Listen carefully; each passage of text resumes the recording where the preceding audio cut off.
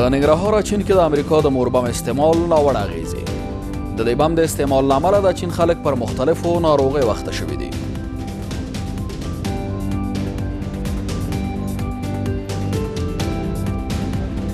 هر کوم بیماری د ماشومان تاسو په خپله باندې نه چې دانې شته شری شته نور هر څه مرضونه شته خو زموږ سره هېچا دا همکاري نه ده کړې چې زموږ پوښتنه یې کړې.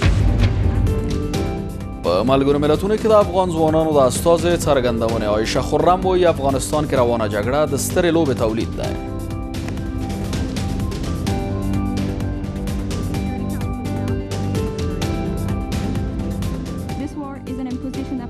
دا جګړه د افغانستان په خلکو تپل شوې د سترې لوبې تولید دی. زموږ له خپلې خوښې پرته پکې ښکل کړی شوي یو او اصلي قربانیان پکې موږ یو. او پر اعدام د پرویز مشرف محکومېدل د پاکستان یوې محکمې د پخواني پوځي دیکتاتور ته دغه سزا د ملي خیانت او قانون ماتونې له امله اورولې ده.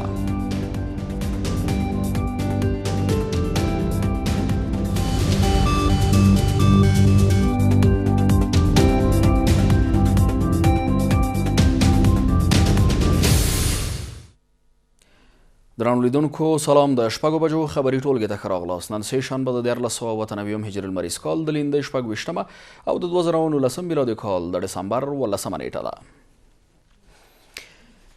دا هم پوره خبرونه. ویان سید ادریس سادات. د امریکا متحده ایالاتونو د موربم د استعمال له امله د ننګرهار ولایت اچین ولسوالۍ اوسیدونکي پر مختلفو ناروغیو اخته شوي دي.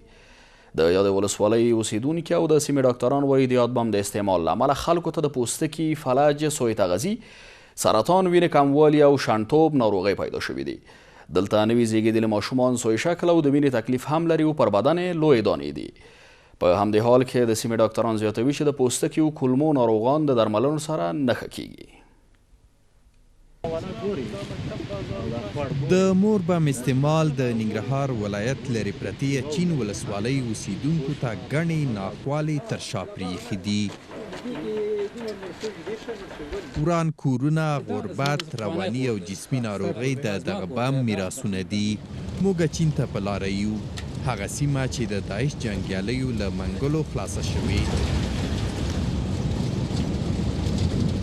خو له ګڼو ناخوالو او مشکلاتو سره ژوند پکې ساه اخلي. زموږ سفر د مامن درې د اسدخیلو سیمې کوچتال کلي پورې دوام کوي. دلته د تیرې خونړۍ جګړې له لمبو راوتي د کوچتال اوسیدونکي وایي امریکایي ځواکونو د داعش په پلمه د نړۍ تر ټولو ستر بم استعمال کړ، خو دلته داعشیان نه وو او زیان یې د سیمې خلکو ولید.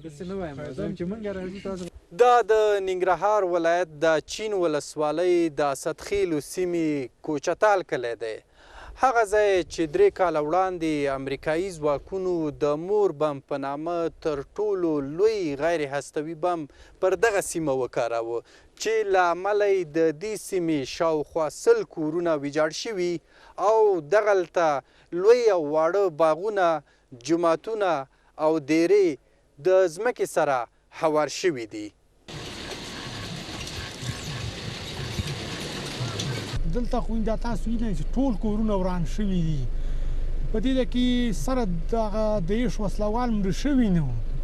او دا بمو مو راوړل دې ځای واچول، نه د شیانو هېڅ شی هم نه و. بمو مو راوړل ځای کې واچول او نه فصلونه شنه کېږي او نه هېڅ شی، نه توتان شنه کېږي او خارق مرضونه هم رامنځ لګېدلي او بس هېڅ شی هم نه شین کېږي.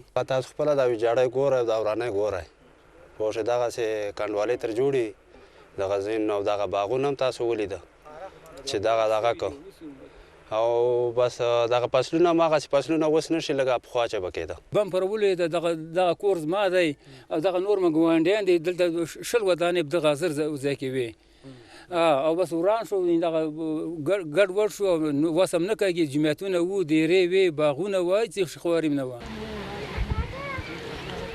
موربم نه یوازې د اسدخیلو ګڼې مینې ویجاړې کړي بلکې د دې سیمې اوسیدونکو ته یې مختلفې ناروغۍ پیدا کړي او چاپیریال هم اغیزمن کړی دی.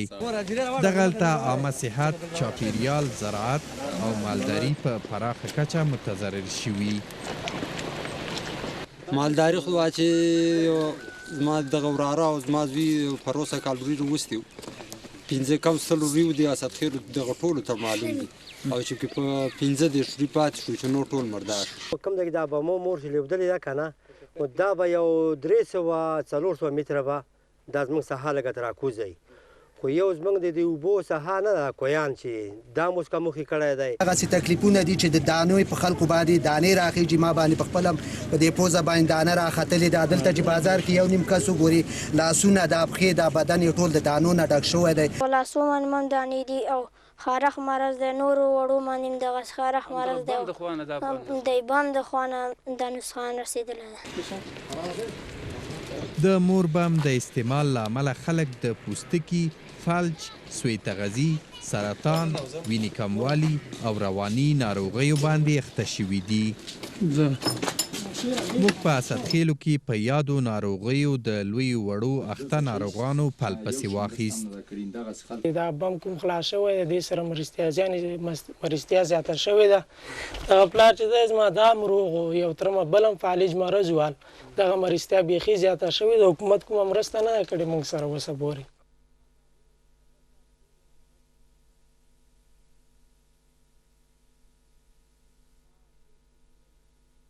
معبد خان د چین ولسوالۍ د اسدخیلو سیمې اوسیدونکی دی. هغه ځای کې چې د موربم تر کارولو وروسته د سیمې اوسیدونکو ته ګڼې ناروغۍ پیدا شوي. د ده خپه د یو عادي ټپ له امله ډاکټران پرې کوي. د هغې نه وروسته بس دا پښې مرض پیدا شو. چی مرض و ده؟ بس دا همداسې ګوته خوږ شوی و هغې نه پسې همدې ځای ته ورسېدم. سپن شوم اوس دا سیمه کنه چې هیڅ چېرته هم نشم تللی دی یو لاس هم پاتې دی یو لاس په روغ دی.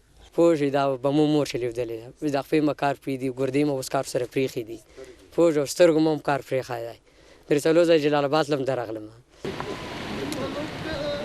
د چین ولسوالۍ په شډل بازار کې سمرخان او الهام کابل نیوز ته وویل چې د موربم تر استعمال وروسته ډېر تغییرات راغلي دي. نوي زیږېدلي ماشومان سوی شکله او د وینې تکلیف هم لري او په بدن یې لویې دانې وي. ډېر تغییرات راغلي دي. ماشومان چې پیدا کېږي وینه هم کمی په دانو باندې اخته کېږي چې پیدا شي. دغه بغټونه موږ ته یو تا چرته ته دغه راغلي دي خو ډېر تکلیفات پیدا شوي دي حالاتو سره. پوستکي تغییرات یې پوستکي مخکې بل قسمه مخکې به چې پیدا کېده بل قسمه و چې پیدا کېږي بل رقم وي. همداسې موږ ډېر ماشومان لیدلي چې هغه د وینې تکلیف لري وینې تکلیف سره مخامخ وي. ډېر ماشومان همداسې دي. خلک د کینسل په مرستیاګانو باندې مخته شو. ماشومان زنانه د پلچ په مرستیاګانو اخته شوې.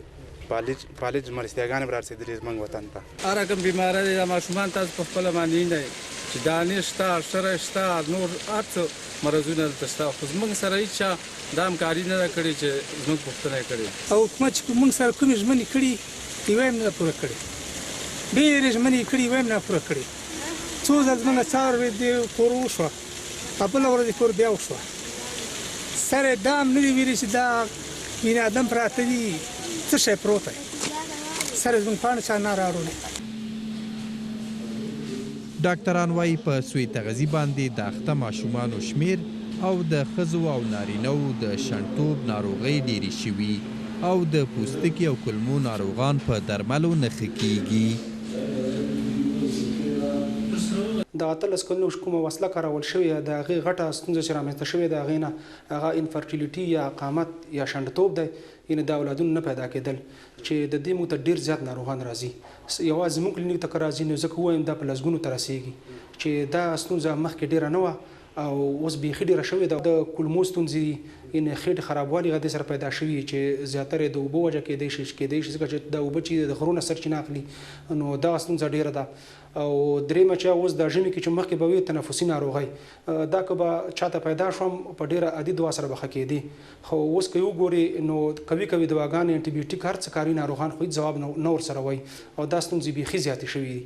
او د لوکیمیا یا سرطان پیښې هم شته دی مخکې هم وي اوس هم شته دی خو زه فکر کړم چې د بمونو مور د استعمال نه وروسته کېدای شي دا واقعیت نور هم زیات شي. د چین د اسدخیلو سیمې اوسیدونکي وایي پر دې سیمه د امریکا له لوري د موربم استعمال د اسلحې ازموینه وه. دا نه و چې دې ځای کې داعش موجود و، په دې ځای کې بله دا صرف یو ازمایښت و او دغه ازمایښت لامل دغه شوی چې زموږ دغه کورونه د خاورو سره خاورې کړه. نړیوالو ته دا مسله معلومه ده، دا د بمونو مور په نړیواله سطحه یو بم و، یو زورور بم و او هغه تجربې راځي دلته په افغانانو دغه ځای کې داسې لرته دي د ننګرهار ولایت د چین ولسوالۍ د سدخیلو سیمې د کوچتال سیمې اوسیدونکي وایي چې امریکایي ځواکونو پر دغې سیمې د موربم کارول د افغان حکومت په هماهنګۍ ترسره کړی دی او د بم له کارولو 2 ورځې وړاندې له دې سیمې افغان امنیتي ځواکونه ایستل شوي دي. دغه زموږ کلي چې دا څومره چې دا ټول دې بم وران کړه او د یشو کې او بل شیب کې هم دغه حکومت هغه و چې حکومت هغه وروسته شو بم یې په واچاو وران یې کړه. دغه کورونه جوړ وو، د حکومت هغه ځای ونیو، بیا حکومت وروسته شو دا بم یې راوړ په دې کورو باندې واچول. دا کورونه او دا باغونه هر څه ګډ وډ شو. دا ساحه ټوله هواره کړې، نور بمونه غورځېدلي، ټول کورونه هوار شوي. دا ساحه اوس فصل نه کا د دې باروتو د وجې نه او د دې هغه د وجې نه مواد د وجې نه که سبزي وکرو زموږ سبزي نه کېږي. دا ماشومانو ته چې وګورې ټولو بس یو ځای خارښ پر ولګي پاس یخ نه سره پورې. د ننګرهار ولایت د چین جګړه ځپلې ولسوالۍ اوسیدونکي وایي دوی د جګړې قرباني شوي او حکومت، نړیواله ټولنه او متحده ایالات باید دوی ته د خسارې تاوان ورکړي او دغلته ټولګټې پروژې عملي کړي.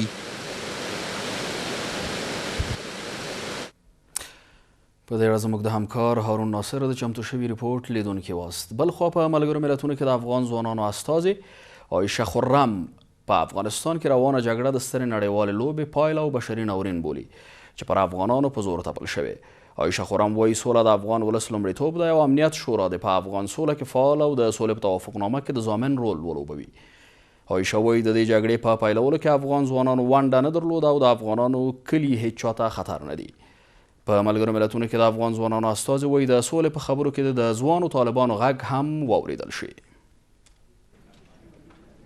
د ملګرو ملتونو په امنیت شورا کې د افغانستان په اړه ناسته ترسره شوه. د افغانستان لپاره د ملګرو ملتونو ځانګړي استازي تدامیچی یاماموتو او ملګرو ملتونو کې د افغان ځوانانو استازي عایشه خرم په دې ناسته کې ویناوې وکړې. د افغان ځوانانو استازي عایشه خرم په دې ناسته کې د امنیت شورا غړو ته وویل چې افغانستان کې روانه جګړه د سترې لوبې میراث او تولید دی چې په افغانانو تپل شوی. دا جګړه د افغانستان په خلکو تپل شوې د سترې لوبې تولید دی. زموږ له خپلې خوښې پرته پکې ښکل کړی شوي یو او اصلي قربانیان پکې موږ یو. عایشه خرم وایي د تیرو 13 کلونو هوایي بریدونو او ځمکنیو عملیاتو د جګړې پای ته رسولو کې نتیجه نه ده ورکړې او دا جنګ د بېګناه ملکي افغانانو پر وړاندې جګړه ده. افغانستان کې روان جنگ نور یوازې د ترهګریزه جګړه نه ده. دا اوس د هغو بېګناه افغانانو پر وړاندې جګړه ده چې یوازینۍ هیله یې سوله ده. که د افغانستان په ګوټ ګوټ کې د دغه روان ناورین د قربانیانو نارې واورئ نو ټول همدا وایي چې جګړه ودروئ، وژنې بندې کړئ. د افغانانو کلي هیڅ چاته خطر نه دي. هغې د امنیت شورا له غړو وغوښتل چې افغانستان کې د روان ناورین د پای ته رسیدو لپاره له تېرې 2 کال راهیسې قطر کې طالبانو سره د سولې پر روانو مذاکراتو کې فعال او صادقانه رول ولوبوي. موږ د تاریخ په دې مهم پړاو کې د ملګرو ملتونو د امنیت شورا صادقانه او نستړی کیدونکې هلې ځلې غواړو چې یو فعال رول ولوبوي او د سولې توافقنامه کې زموږ د حقونو ضمانت کوونکی اوسي. زما ولس، زما ځوان هیوادوال له تاسې غواړي چې سولې ته ژمنتیا وښیي. دوی د ځانمرګو بریدونو، هوایي حملو او شپنیو چاپو درېدل غواړي. عایشه خرم ټینګار کوي چې د افغانستان د سولې، ثبات او سوکالۍ لپاره نور باید د ژمنو پر ځای عملي ګامونه واخیستل شي. په همدې حال کې د افغانستان لپاره د ملګرو ملتونو ځانګړی استازی بیا وایي سوله به د نوي حکومت لومړیتوب وي. تدامیچی یاماموتو چې د افغانستان په اړه د ملګرو ملتونو امنیت شورا ته راپور وړاندې کوي وویل چې د ولسمشرۍ ټاکنو په پایله کې هر اداره رامنځته کیږي سوله به لومړیتوب وي. یاماموتو وایي د سولې په مذاکراتو کې د اوربند او تاوتریخوالو د کموالي مسایل هم شامل دي. په ورته وخت کې نوموړی وایي د باوري ټاکنو پایلې به د افغانستان په تاریخ کې یوه مهمه شیبه وي. د افغانستان لپاره د ملګرو ملتونو ځانګړي استازي تدامیچ یاماموتو په نیویارک کې د یاد سازمان امنیت شورا ته د افغانستان په تړاو خپل راپور وړاندې کړ. تدامیچ یاماموتو د خپلو خبرو پر مهال د سولې په برخه کې د پرمختګونو یادونه وکړه او ټینګار یې وکړ چې د ولسمشرۍ ټاکنو په پایله کې که هره اداره رامنځته کیږي سوله به یې لومړیتوب وي. د ولسمشرۍ ټاکنو نتایج که هر څه وي نوې ادارې ته به سوله د ارزښت وړ موضوع وي. سره له دې چې موږ د ټاکنو پایلو ته په تمه یو د سولې لپاره هڅې نه دي بندې شوي. د سولې په بهیر کې تیرو هڅو ته په کتو یو شمیر مهم مسایل را برسېره شوي دي چې د لا پرمختګ لپاره یې حل کول ضروري دي. په دغو مسایلو کې د اوربند او تاوتریخوالي کمول هم شامل دي. تدامیچ یاماموتو د خپلو خبرو پر مهال په افغانستان کې د ټاکنو په تړاو وویل چې دغه پروسه یوه ملي او همه شموله پروسه ده او د باور وړ نتایج په افغانستان کې د استازولۍ د سیاسي سیستم د رامنځته کېدو یوه تاریخي شیبه وي. نو دا به په افغانستان کې د استازولۍ سیاسي سیستم د رامنځته کېدو په تاریخ کې یو اساسي شیبه وي. په افغانستان کې د تیرو ټاکنو په پرتله سږکال د سپتمبر په 28مه د ولسمشرۍ ټاکنې له ستونزو سره سره په سمه توګه ترسره شوې. یاماموتو وایي چې په افغانستان کې د نوي حکومت له راتلو سره افغانستان او نړیوال همکاران دا فرصت لري چې په ګډه ننګونو ته رسیدګي وشي. د ملګرو ملتونو ځانګړی استازی وایي چې د ولسمشرۍ ټاکنو ابتدایي پایلې ډېرې وځنډېدې خو په وینا یې چې د ځنډېدو اصلي لامل د شفافیت رامنځته کېدلو. یاماموتو له نمایندانو غواړي چې د نتایجو اعلان ټول کاندیدان ومني. کله چې ټاکنیز شکایتونه د قانون پر اساس حل شي زه له کاندیدان او د هغوی له ملاتړ غواړم چې د ټاکنو پایلې ومني. په داسې حال کې چې افغانستان کې نوی حکومت راتلونکی دی دغه هیواد او نړیوال همکاران یې په ګډه دا فرصت لري چې د افغانستان ډیرو ننګونو ته رسیدګي وشي. د افغانستان لپاره د ملګرو ملتونو ځانګړی استازی وایي چې د دې لپاره چې دغو مسایلو ته ښه رسیدنه وشي ضروري هدف باور وړ ټاکنې دي چې پایلې د افغانستان د خلکو رښتینې هیلې منعکس کړي او ډیری برخوالو په ځانګړې توګه د نمایندانو لپاره د منلو وړ وي. په خوست ولایت کې د سړک غاړې ماین چاودنې له امله 10 ملکي وګړي وژل شوي دي. د کورنۍ چارو وزارت وایاند وایي یاده پیښه نن له غرمې مخکې د دې ولایت علي شیر ولسوالۍ په اړوند سیمه کې د مخالفو وسلوالو لخوا سړک تر غاړې د یو ځای پر ځای شوي ماین د چاودنې له امله شوې ده. نوموړی وایي د پیښې په وژل شویو کسانو کې ښځې او ماشومان هم شامل دي. په همدې حال کې د پیښې پړه تر دې دمه چا پر غاړه نه ده اخیستې.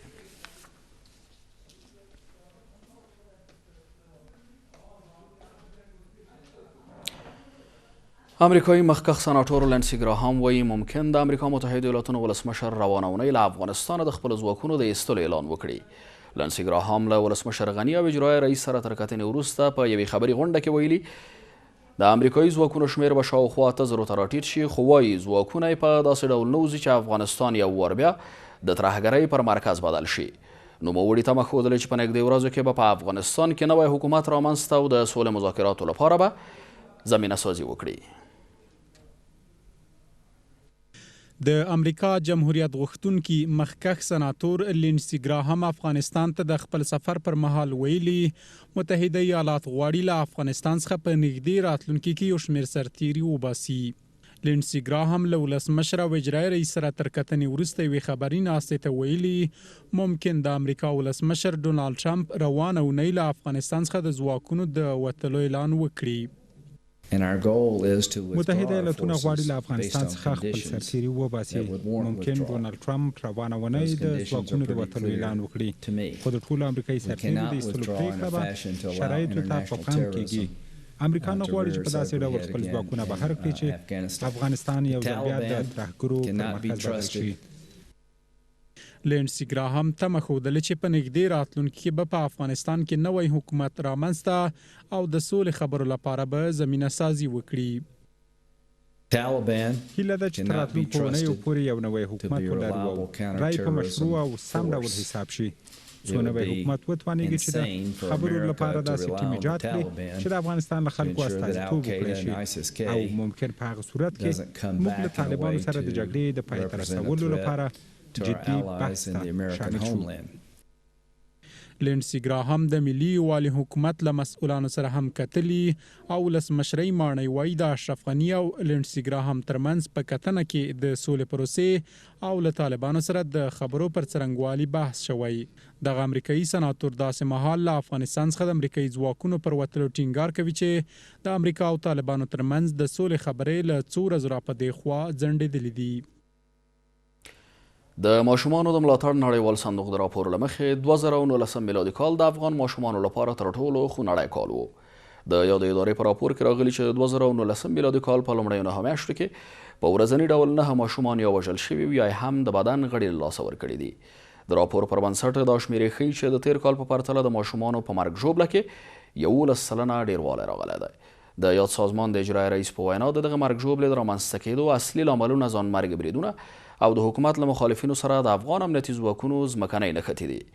د سازمان د افغان جګړې له ښکېلو غاړو غوښتي چې د ماشومانو د ساتنې په برخه کې ضروري اقدام وکړي. د ملګرو ملتونو سازمان د ماشومانو د ملاتړ صندوق د راپور پر اساس روان کال د افغان ماشومانو لپاره تر ټولو خونړی کال و. د دې نهاد د موندنو پر اساس د تیرو 9 میاشتو په اوږدو کې هره ورځ په اوسط ډول 9 ماشومان د جګړو له امله وژل شوي او ټپیان شوي دي.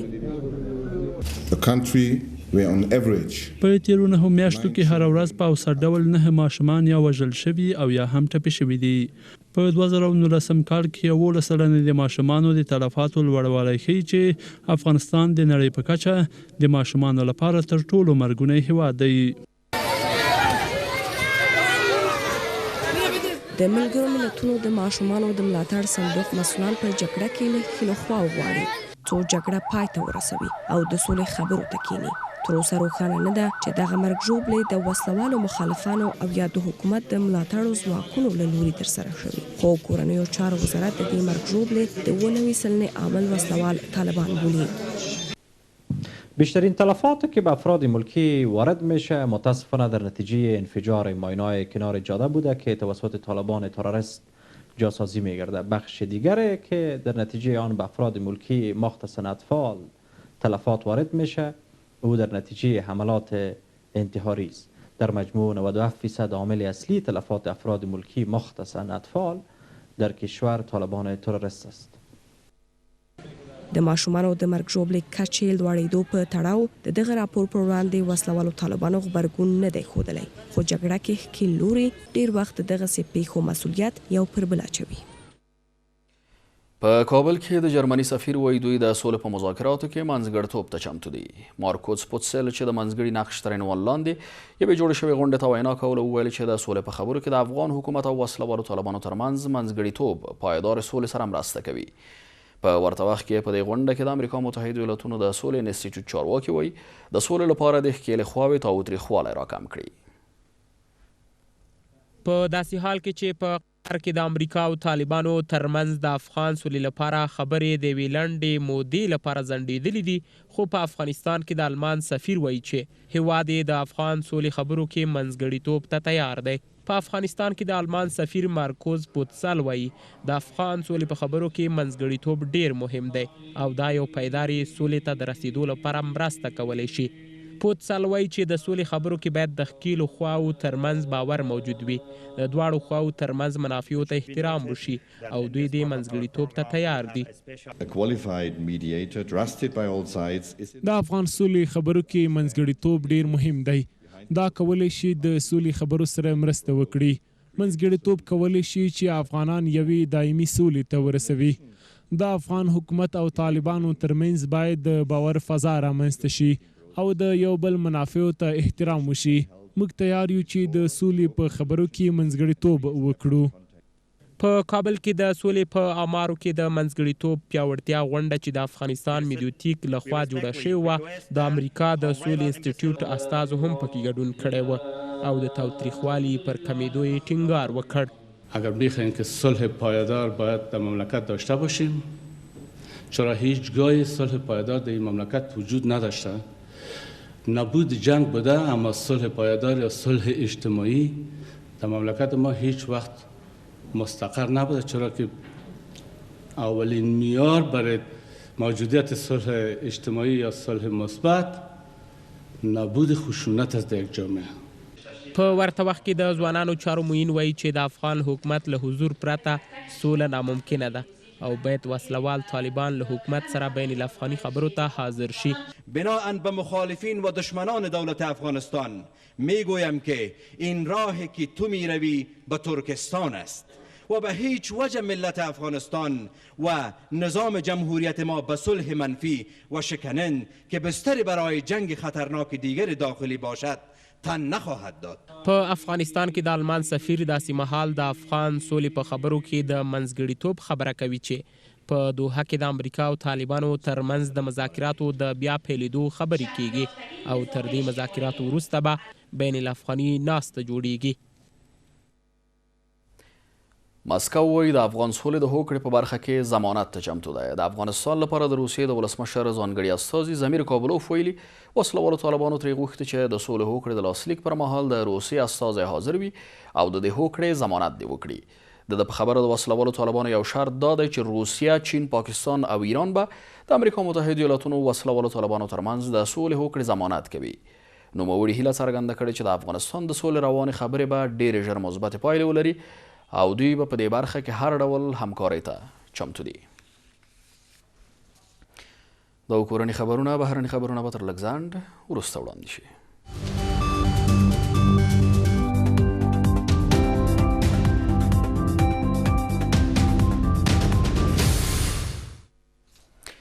بیا هم ښه راغلاست. د پاکستان پخوانی پوځي دیکتاتور جنرال پرویز مشرف پر اعدام محکوم شو. په پاکستان کې محکمې مشرف ته د سزا د قانون ماتولو او ملي خیانت په تور اورولې ده. د مشرف پر خلاف د خیانت دوسیه په پاکستان کې په 2014 میلادي کال کې وروسته له هغې ثبت شوه چې د پخواني صدراعظم نواز شریف مسلم لیگ ګوند واک ته ورسید. مشرف د دې دوسیې په اړه یو وار محکمې ته حاضر شو او بیا د درملنې لپاره له پاکستانه بهر شو چې تر اوسه بیرته نه دی راستون شوی. پرویز مشرف په 1999 میلادي کال کې د پوځي کودتا له لارې نواز شریف له واکه ګوښه کړ او په 2007 میلادي کال کې سترې محکمې سره تر لانجې وروسته اضطراري حالت اعلان کړ او د پاکستان اساسي قانون یې وځنډاوه.